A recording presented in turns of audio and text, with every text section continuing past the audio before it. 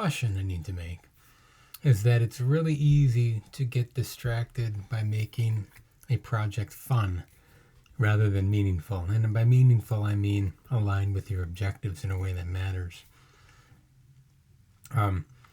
So often we have a really good idea and we follow student engagement instead of making sure that that engagement is directed towards learning objectives. Now, I'm not saying that there's not a place for that, because education shouldn't just be tied to all kinds of objectives, right? There should be space to have freedom and fun. However, your administration may feel differently, and so just keep that in mind. When we think about making those scores, we've already talked a bit about the different types of scoring rubrics, right? With task-specific, skill-focused, hyper-general. Skill-focused is the one that you should be focusing on. Hyper-general doesn't give you meaningful feedback. Task-specific makes you assess the wrong things, right? That don't really matter and aren't tied to your learning objectives. So again, stay with the skill-focused. As far as recommendations and tips, right? 1, make sure skills are significant. 2, make sure that all evaluative criteria can be taught. No typo there. 3, keep it as simple as possible.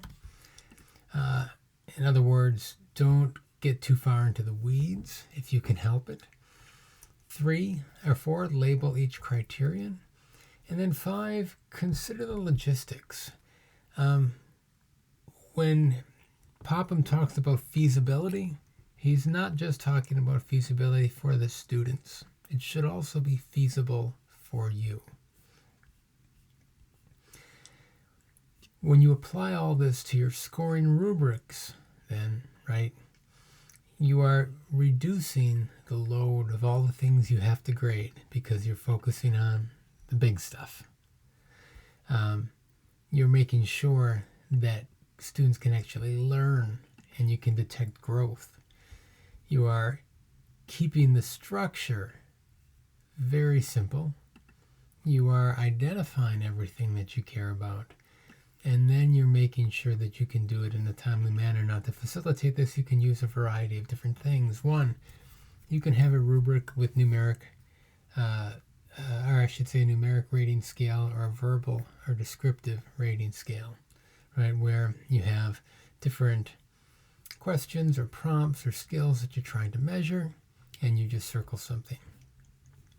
Okay, but if you're going to use this as an aid to give students feedback, it's not that informative.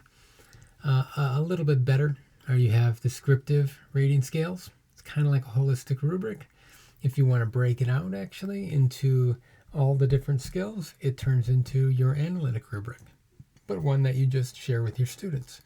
And again, if you're going to use this to help your students understand their strengths and weaknesses and provide a path forward, you can save yourself a lot of time by setting this up in advance. It's kind of a pain and it's hard to do before you've even started grading, but it's worth it.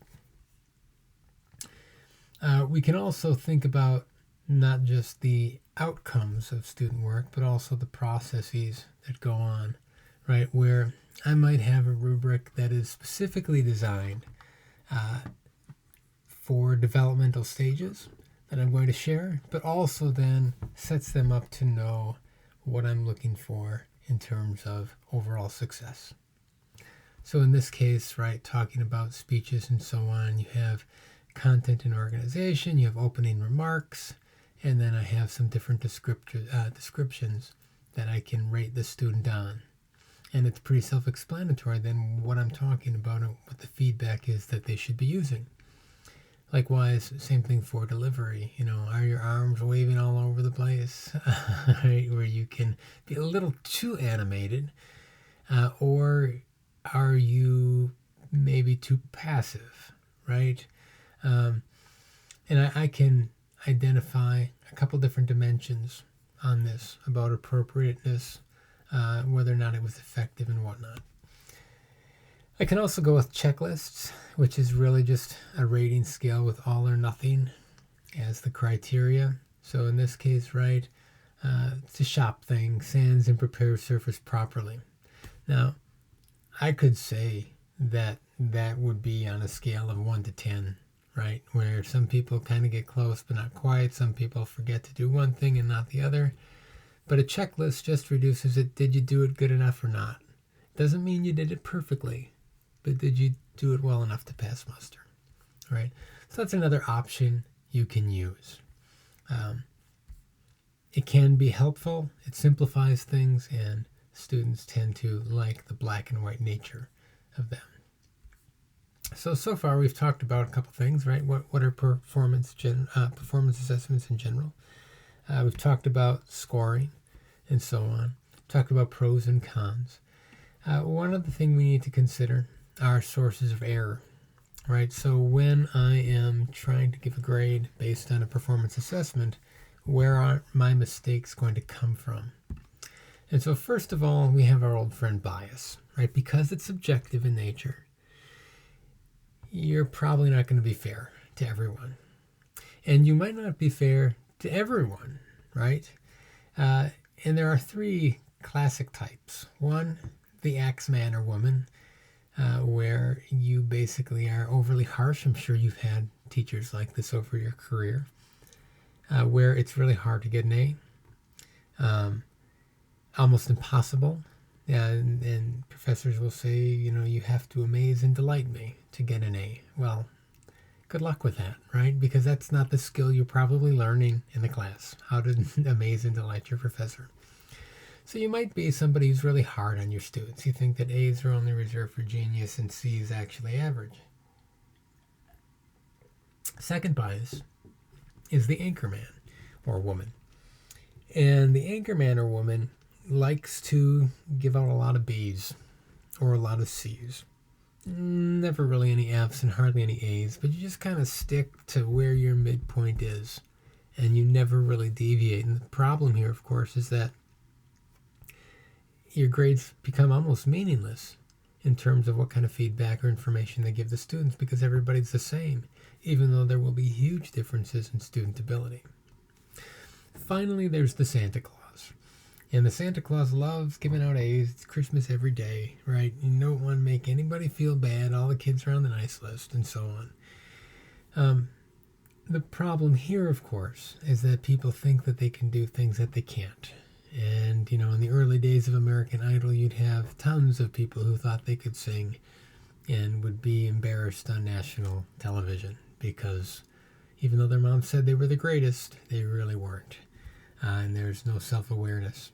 And you don't want kids going through thinking they can read or do math when they can't, right? So when we think about which of these is better, if you're going to have one, they're all pretty much equally bad, right? Maybe the Santa Claus is better in the short term because nobody feels bad, or at least the kids who aren't doing well don't feel bad. But the kids who are doing well probably don't really care for it. And the kids who aren't doing well think they are, and that's just as dangerous. You're setting them up for future failure. So make sure that you are not any of these people. Other types include the halo effect and logical errors of generalization. The halo effect is really just the general impression on all ratings, sort of a +1 scoring system for everything. It's kind of like you have your favorites and they can do no wrong in your eyes. How many parents feel about their children, right? The children can be breaking the rules and causing the fights, but it's always somebody else's kid who's causing the problems. It's the teacher. It's the school bus driver. It's the friends, right? There's nothing wrong with their, little bundle of joy, little precious prince or princess. So this will probably happen with some kids that you will just jibe with for some reason. And you will fill in any area of ambiguity or uncertainty with everything great. And so two kids could write the same thing. One that you have the halo effect around, you will interpret it one way. And if another student who has the opposite effect, you don't like them, right? They have kind of the pitchfork effect, where you think everything they do is bad and evil, and they're just a bad person in general. you will grade that same input from that student completely differently. One student says, oh, they must mean this because they're brilliant. And the other student who wrote the exact same thing goes, well, clearly they don't know what they're saying, because if they did, they would have said it this way. And so you have to be careful, because this happens all the time, and it's really hard to get around it. Think back to all the conversations we had about bias. The logical error of generalization is just something like the halo or pitchfork effect, but it happens in just specific content areas. So a really good math student, you will tend to, again, give a lot of breaks to, be easier on, and fill in a lot of the answers for, than a really poor math student or science student or whatever content area, right? And so you get to be more generous with the kids who are already good and a little more strict with the kids who aren't very good. So going back to these sources of error, right? One of them is you. And so be careful about it. The other two are scoring instruments and procedures. In scoring instruments, it can come down to an inter-rater reliability issue where you don't have clear enough directions, or you don't have clear enough distinctions. You don't communicate your expectations well.